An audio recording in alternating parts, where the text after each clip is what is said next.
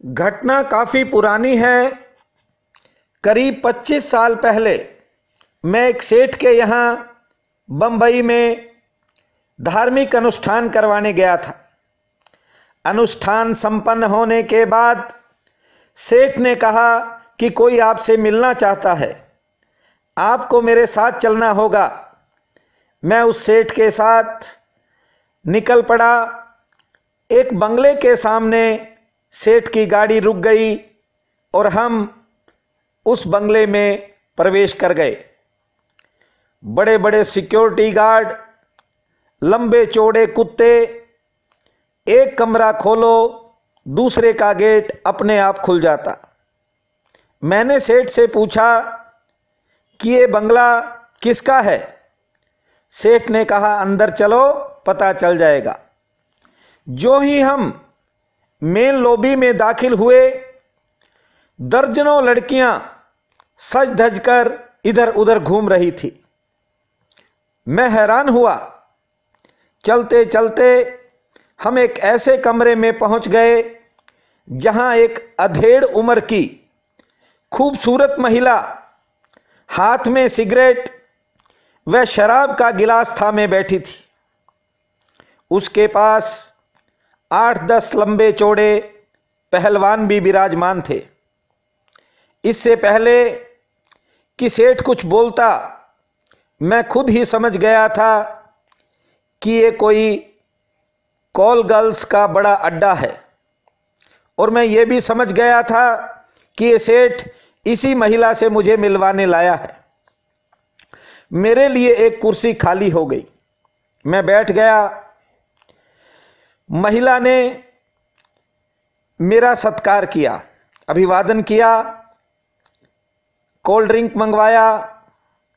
सुरेखा नाम की उस महिला ने कहा कि सेठ जी आपकी बड़ी तारीफ करते हैं, इसलिए मैं भी अपने बच्चों के भविष्य के बारे में कुछ पूछना चाहती हूं।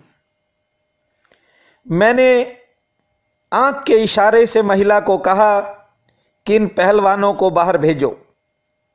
महिला के एक इशारे में सभी बाहर चले गए, लेकिन उनमें से एक अकड़ कर वहीं बैठा रहा।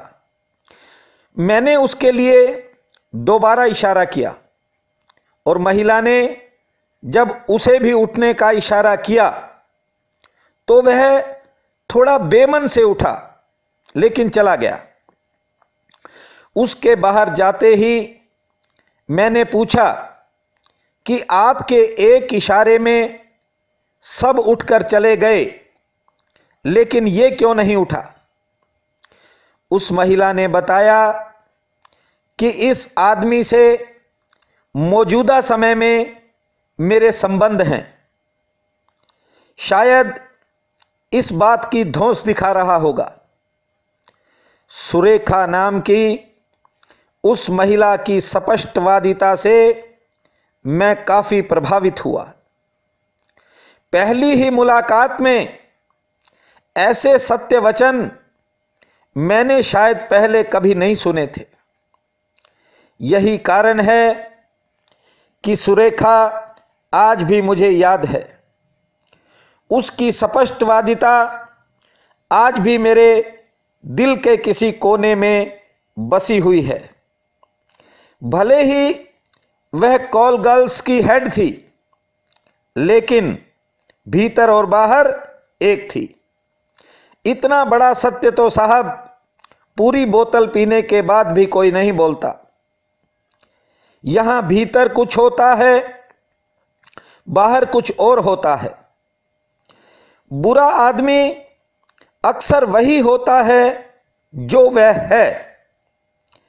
अच्छे दिखने के लिए लोग अच्छापन ओढ़ तो रखते हैं, लेकिन अच्छे होते नहीं हैं। ध्यान रखना, वस्तुओं की चोरी उतनी बड़ी नहीं है जितनी व्यक्तित्व की चोरी होती है। हम एक नहीं कई तरह के चेहरे लगाकर घूमते हैं। हम सोते कुछ और बनकर हैं, उठते ही कुछ और बन जाते हैं। पर्सनैलिटीज के चक्कर में पर्सन मर जाता है। व्यक्तित्वों के कारण हम व्यक्ति बन नहीं पाते। जो जितने चेहरे बनाता है उतना अपने आप को उलझाता है। अच्छे समय से ज़्यादा अच्छे इंसान के साथ रिश्ता रखो। अच्छा इंसान कभी भी अच्छा समय ला सकता है, लेकिन अच्छा समय कभी अच्छा इंसान नहीं ला सकता। इससे पहले कि मैं आपको आज का राशिफल सुनाऊं, मेरा निवेदन है, यदि आपने अभी तक हमारे चैनल को सब्सक्राइब नहीं किया है तो ज़रूर करें, और यदि कोई उपाय जानना चाहते हैं तो हमारे नए चैनल आचार्य जी दिल से को सब्सक्राइब करें। वीडियो पसंद आए तो शेयर व लाइक भी करें।